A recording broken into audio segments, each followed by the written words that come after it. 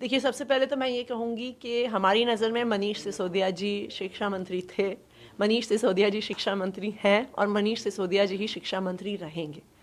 केंद्र सरकार चाहे कितने भी झूठे केस लगाकर मनीष जी, सत्येंद्र जी जैसे व्यक्तियों को जेल में डाल दे,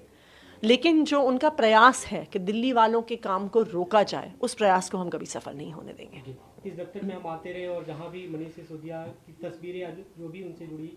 चीज़ें हैं, वो सब यथावत है। आपने कहा भी कल की खड़ाऊ उनकी रख के, जैसे भरत के शासन किया था राम का, वैसे मतलब हम चलाएंगे इस विभाग को। बिल्कुल उसी तरह से, जैसा मैंने कहा कि ये मनीष जी का ऑफिस है, ये मनीष जी का ऑफिस रहेगा, लेकिन हमारी सबसे पहली जिम्मेदारी और सबसे बड़ी जिम्मेदारी दिल्ली के लोगों के प्रति है। तो इसलिए जब तक मनीष जी और सत्येंद्र जी को जेल से नहीं छोड़ा जाता, तब तक इस जिम्मेदारी का वहन मनीष जी की और सत्येंद्र जी की जिम्मेदारी का वहन सौरभ जी और हम करेंगे। जैसे ही सत्येंद्र जी और मनीष जी बाहर आएंगे, फिर से स्वास्थ्य मंत्री सत्येंद्र जी होंगे और शिक्षा मंत्री मनीष जी ही होंगे, क्योंकि उन्होंने ही, यही दो व्यक्ति हैं जिन्होंने अपनी मेहनत से, अपने खून पसीने से दिल्ली वालों को एक बेहतर भविष्य दिया है, दिल्ली के बच्चों को एक अच्छी शिक्षा दी है,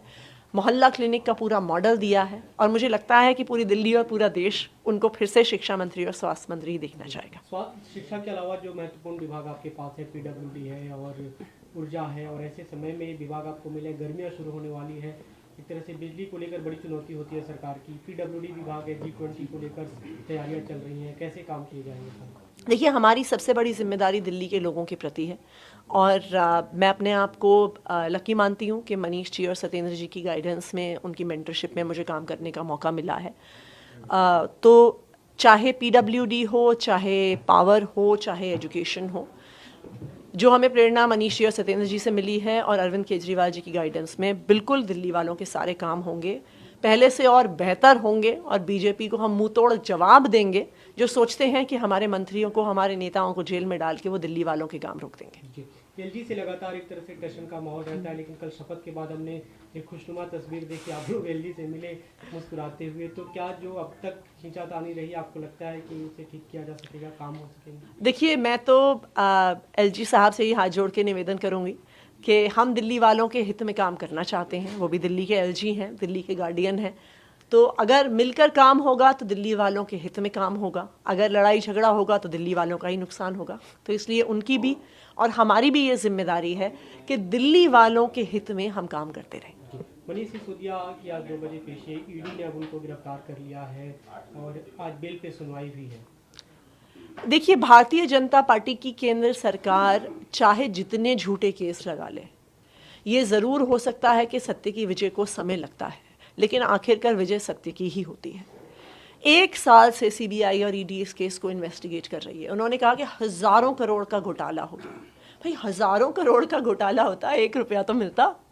भारतीय जनता पार्टी के नेता हैं जिनके घरों से करोड़ों करोड़ों रुपए बरामद होते हैं, लेकिन वो खुलेआम घूम रहे हैं।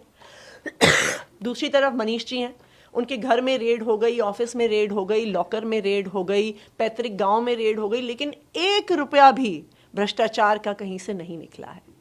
ये आज अगर मनीष जी और सत्येंद्र जी कह दें कि हम भारतीय जनता पार्टी ज्वाइन कर रहे हैं, तो उनके सारे केस खत्म हो जाएंगे।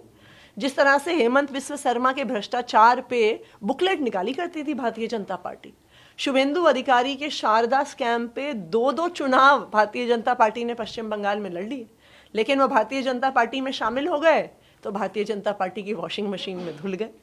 लेकिन मनीष जी, सत्येंद्र जी, पूरी आम आदमी पार्टी शुरू से सच्चाई की लड़ाई लड़ती रही है और लड़ाई लड़ती रहेगी, वो चाहे हमारे कितने भी नेताओं को जेल में डाल दे। इस बीच लेकिन बीजेपी लगातार हमलावर है आम आदमी पार्टी पर, अभी भी आम आदमी पार्टी ऑफिस के पास प्रोटेस्ट लोग कर रहे हैं, तिहाड़ का एक तरह से स्ट्रक्चर बनाया हुआ है विरोध स्वरूप वहाँ पे। देखिए, जैसा मैंने कहा, वो 1 साल से इस केस को इन्वेस्टिगेट कर रहे हैं, वो 1 रुपए के भ्रष्टाचार का सबूत तो दिखा दें।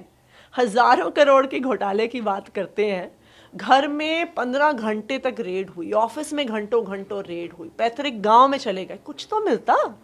कैश मिलता, सोने के बिस्कुट मिलते, बेनामी संपत्ति मिलती,